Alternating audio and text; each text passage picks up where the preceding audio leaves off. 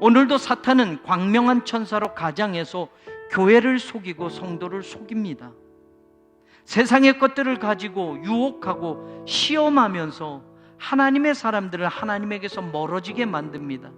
하나님의 사람들이 하나님의 일을 하지 못하도록 만들고 그 일을 그르치게 만드는 것이 사탄입니다. 오늘 본문은 우리가 너무나도 잘 알고 있는 예수님이 마귀에게 시험을 받으시는 내용입니다. 첫 번째 시험은 우리가 잘 아는 대로 3절에 예수님이 40일 동안 금식을 하고 나자 예수님에게 찾아와서 네가 만약 하나님의 아들이거든 돌을 떡으로 만들어 봐라 라고 이야기합니다. 하나님의 아들이라는 사실과 배고픔이라는 현실의 상황에서 예수님은 사탄의 시험을 어떻게 이기셨나요?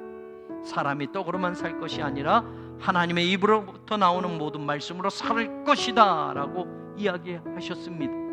사탄의 첫 번째 시험을 이기는 해답은 하나님의 아들들이 돌로 떡을 만드는 것을 보여주므로 돌로 떡을 만들어서 배고픔을 해결해 보임에 끼는 것이 아니라 돌밖에 없는 광야길에서 40일을 굶주려 모든 돌이 떡처럼 보일 만큼 배고픈 현실이 되어도 떡보다 하나님의 말씀의 가치를 더 중요하고 더 높게 여기며 사는 데에 있다라는 것을 예수님은 이 첫 번째 시험을 이겨내시면서 우리에게 가르쳐 주셨던 겁니다. 마귀가 예수님에게 성전 꼭대기에서 뛰어내리라고 하는 것이 무슨 유혹이 됩니까? 하나님의 말씀을 인용하고 있는 것이 두 번째 시험에서 우리가 주목해 봐야 할 대목이라는 겁니다. 하나님의 아들이니 당연히 하나님의 말씀대로 살아야 합니다. 첫 번째 시험에서 예수님도 그렇게 말씀하셨습니다. 그런데 문제는 하나님의 말씀을 늘 아전인수격으로 자기에게 좋은 것만, 자기에게 쏠깃한 것만, 자기에게 유익이 되는 것만 받아들이는 것에 있다라는 걸 우리는 알아야 합니다. 하나님의 말씀을 마치 마술 램프의 요정 지니를 불러내는 주문처럼 내게 좋게 해주는 것에만 인용하고 산다면, 하나님의 말씀을 나한테 좋은 것만 붙들고 사는 것이라면 진짜 하나님의 자녀로 살아가는 삶을 우리는 아직 깨닫지 못하는 겁니다. 말씀을 오용하는 것도 하나님을 시험하는 것이라고 오늘 예수님이 두 번째 사탄의 시험에서 가르쳐 주고 있습니다.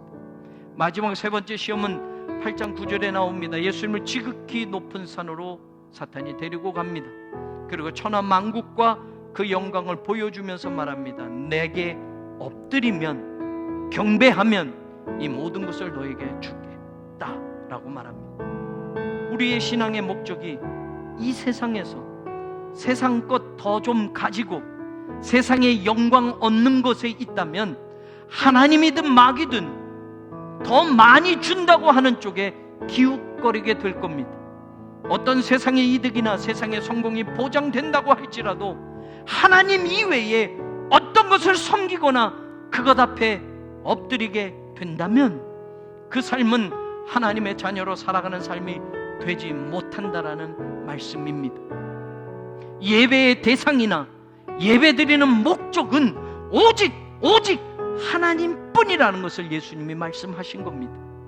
광명한 천사로 가장하고 우리 삶의 가장 가까운 곳까지 다가와서 유혹하는 그 사탄을 하나님의 말씀으로 물리치는 성도들이 되십시오.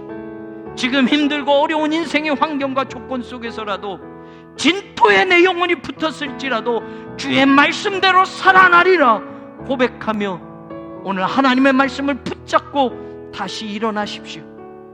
코로나 바이러스로 힘들고 어렵고 제한된 삶을 살아가는 우리들에게 하나님 주시는 회복과 살리시는 소생의 역사가 분명히 나타나게 될 줄로 믿습니다.